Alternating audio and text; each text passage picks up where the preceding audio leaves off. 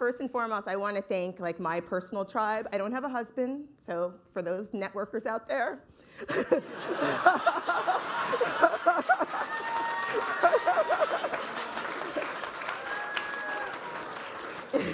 But I do have an amazing tribe of friends that are here supporting me today. Charisse, Tuesday, newest member of my tribe, Alana. Sarah and her husband, Alan, they are dear, dear friends, and I feel honored to have you here. Thank you. And thanks again to Candace for that amazing introduction. I'm going to bring you everywhere with me. Before I get into my talk, I also want to thank Andrea and Denmark and the Culture Shift Labs for everything that you do and for this amazing honor. As I reflect on what this award means to me, I'm drawn back to 4 small but profound words. These words have been a part of my inner monologue for as long as I can remember. I shouldn't be here.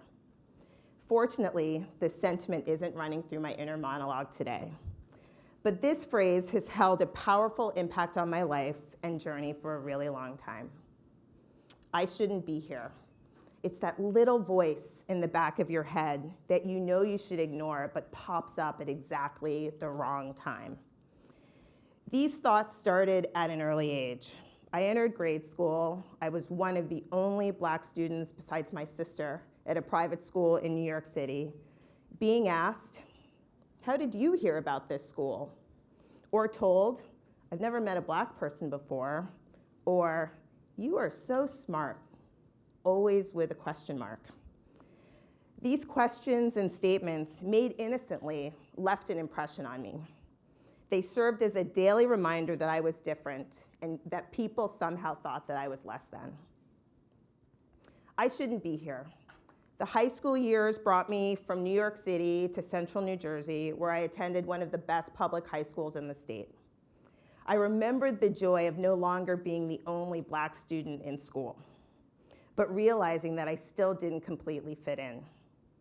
Behind my uniform of penny loafers and Benetton sweaters, I was always code switching, trying to fit in across the different groups, trying to fit in with my white friends and trying to fit in with the Black students at school, but not quite making that mark because I didn't quite fit the part. I didn't talk right, I didn't dress right, and I was left feeling confused, unsure of my true identity. Luckily, throughout my childhood, my parents, they always grounded me. They knew exactly who I was, and they helped me know myself. They were my first support system, but they were definitely not my last. I shouldn't be here.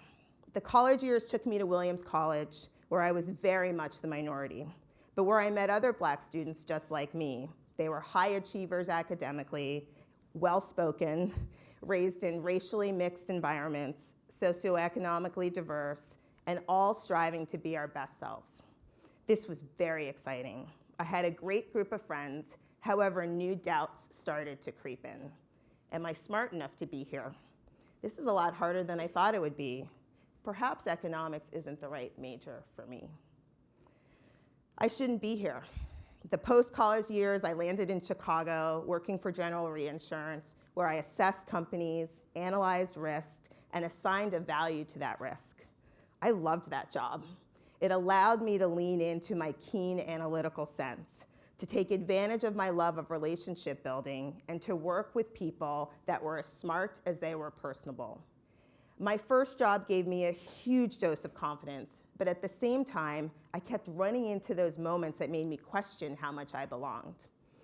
I decided to live in Lincoln Park at the recommendation of my colleagues. I soon learned that this was a predominantly white neighborhood. This was 1995, it was pretty much an exclusively white neighborhood. I remember a skeptical landlord looking at me and asking if I could afford what would become my first apartment before I'd even submitted the application.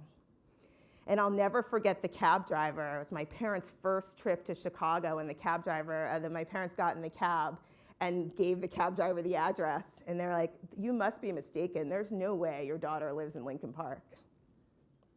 Luckily, This is also where I met Sue Johnson. She was a vice president at General Reinsurance and one of my first real mentors.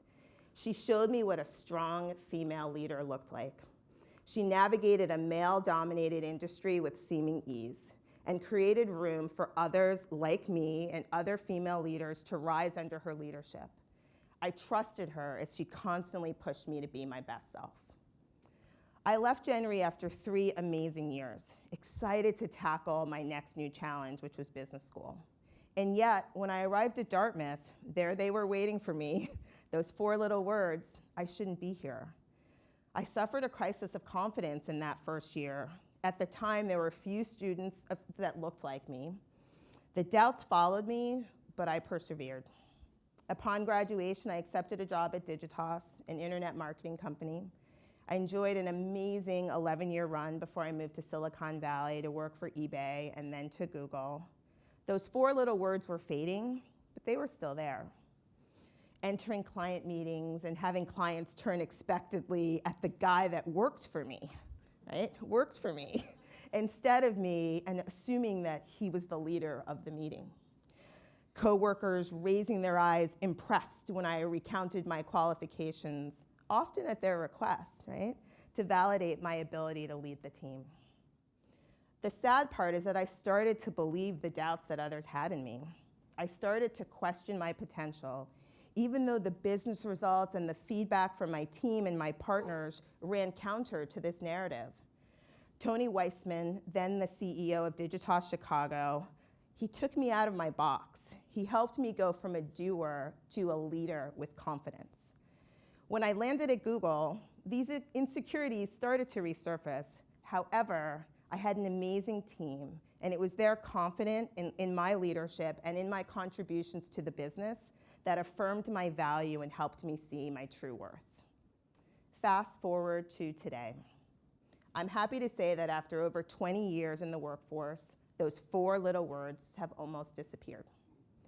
On occasion, I still have to quiet that inner monologue of self-doubt, but I'm committed to being a leader that can provide a shining example for others.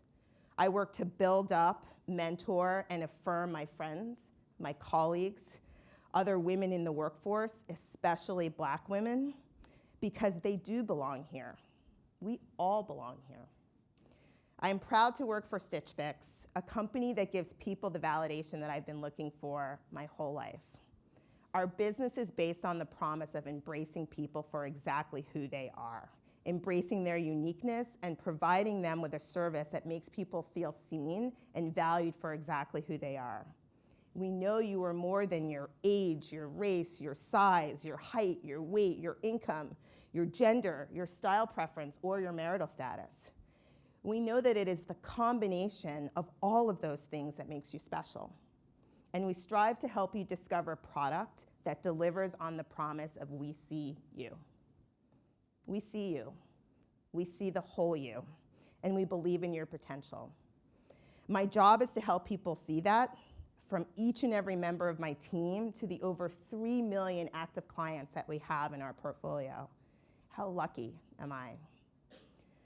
One of the most important milestones that you can achieve in your life is to arrive at the realization that you do belong, that you are exactly where you should be in this moment, that you have every right to be here, to walk into a room, a store, a job, through life, knowing that you deserve to be seen. I hope that by sharing my journey, I can help others know that they are not alone in their battle with those 4 little words. Keep going, push back against self-doubt, believe in yourself, and find others that believe in you, because you should be here. You should be seen. Thank you.